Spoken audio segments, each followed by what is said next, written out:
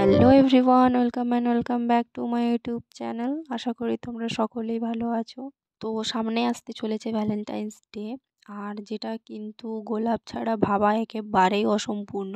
তো সেই কথা মাথায় রেখে তোমাদের সাথে আমি আজকে শেয়ার করব গোলাপ ফুলের একটা জুয়েলারির সেট, যেখানে আমি কিন্তু তোমাদেরকে আজকে গোলাপ ফুলের টিউটোরিয়াল ভিডিওটা শেয়ার করলাম না। তোমাদের যাদের লাগবে তোমরা কমেন্ট করে আমাকে অবশ্যই জানাবে। নেক্সট ক্লাসে তোমাদের সাথে গোলাপ ফুলের একটা টিউটোরিয়াল ভিডিও শেয়ার করব। আজকে তোমাদের সাথে শুধুমাত্র শেয়ার করব কিভাবে গোলাপ ফুল দিয়ে তোমরা একটা সিম্পলের উপরে জুয়েলারি সেট তৈরি করতে পারবে।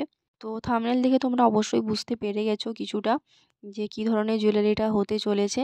বর্তমানে কিন্তু এই ধরনের জুয়েলারিগুলো খুবই ট্রেন্ডিং চলছে, যেটা হচ্ছে টাই চেনের নেকলেস। তো তোমরা এটা হাতের কাছে থাকা কিছু জিনিস দিয়ে কিভাবে সহজেই তৈরি করে নিতে পারবে সেটাই আজকে তোমাদেরকে শেখাবো।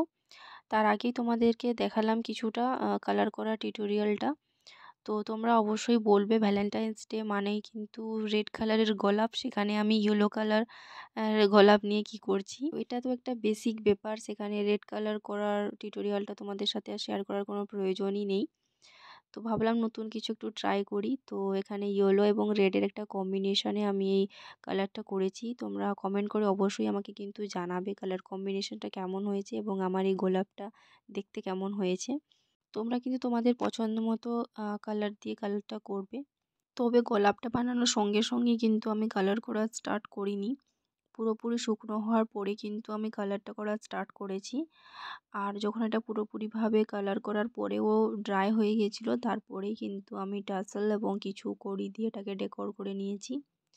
আর যেহেতু আমি এটাকে টাই চেন করব, তো তার জন্য দেখো এরকম একটা জাম্প রিং নিয়েছি, যেটা একটু বড় সাইজের হয়। তো সেটাকে এরকমভাবে মাঝখান থেকে আমি কিন্তু ছাড়িয়ে নিয়েছি।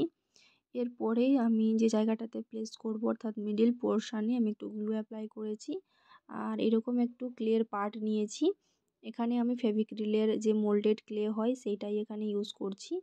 আর দেখো এইভাবে কিভাবে আমি অ্যাটাচ করছি। এটা খুব ভালোভাবে প্রেস করে দিয়ে কিন্তু সেট করতে হবে, তা না হলে কিন্তু ভালোভাবে সেট হবে না। দেখো ফিঙ্গারের সাহায্যে আমি ভালোভাবে কিন্তু প্রেস করে নিয়ে সেট করছি। আর শেষে কিন্তু আমি জাম্পরিংয়ের সাইডগুলোতে প্রেস করে দিয়েছিলাম। তারপর এটাকে পুরোপুরিভাবে দেখো ড্রাই হতে দিয়েছি। তো ড্রাই হওয়ার পরে কিন্তু এটা পুরোপুরিভাবে শক্ত হয়ে গেছিলো। এরপরে আমি যে টার্সেলটা এখানে ইউজ করব, সেখানে কড়ি এবং যে কটন বলসগুলো রয়েছে সেগুলোকে অ্যাটাচ করে নেব। তার আগে দেখো আমি জাম্পরিংয়ের মধ্যে এটাকে এভাবে পাস করে নিয়েছি এবং মিডিল বরাবর একটু ফিঙ্গারের সাহায্যে আমি জাম্পরিংটাকে কিন্তু চেপে দিয়েছি। এরপরে দেখো এইভাবে কিন্তু অ্যাডজাস্ট করা যাচ্ছে উপর নিচ করে। তো তোমরা তোমাদের পছন্দ মতো কিন্তু এটাকে অ্যাডজাস্ট করে সেটেল করতে পারবে। এরপরে দেখো শেষের পোর্শনে আমি এইভাবে কটন বলস এবং কড়ি অ্যাটাচ করছি, তাহলে কিন্তু এখানে এটা কমপ্লিট হয়ে যাবে। তোমরা পছন্দ মতো কড়ি অ্যাটাচ করতে পারো। আমি এখানে একটা ইউজ করেছি কটন বল এবং একটা কড়ি। তোমরা কটন বলের সংখ্যা আরও বাড়াতে পারো, নিজেদের ইচ্ছে মতো ডেকোর করবে।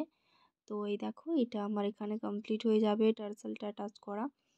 আর শেষে দেখো কটন বলটাকে আমি এভাবে চেপে দিচ্ছি যাতে কড়ির সাথে এটা সেট হয়েছে, তাহলে কিন্তু এটা দেখতে খুবই ভালো লাগে। তো ফার্স্টের যেটা আমি অ্যাটাচ করলাম ঠিক সেই পদ্ধতিতেই কিন্তু সেকেন্ডটাও অ্যাটাচ করে নেব, তাহলে কিন্তু এটা আমার কমপ্লিট হয়ে যাবে লুকটা।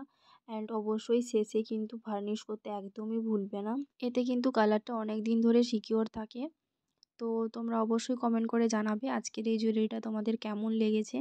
আর যদি ভিডিওটা একটু হেল্পফুল মনে হয় চ্যানেলটাকে অবশ্যই সাবস্ক্রাইব করে দিয়ে একটু পাশে থাকবে। আর তোমাদের ফ্যামিলি এবং ফ্রেন্ডসদের সাথে শেয়ার করতে একদমই ভুলবে না। তো দেখো এর ফাইনাল লুকটা এরকম এসছে। তো দেখা হবে আবার নেক্সট ভিডিওতে।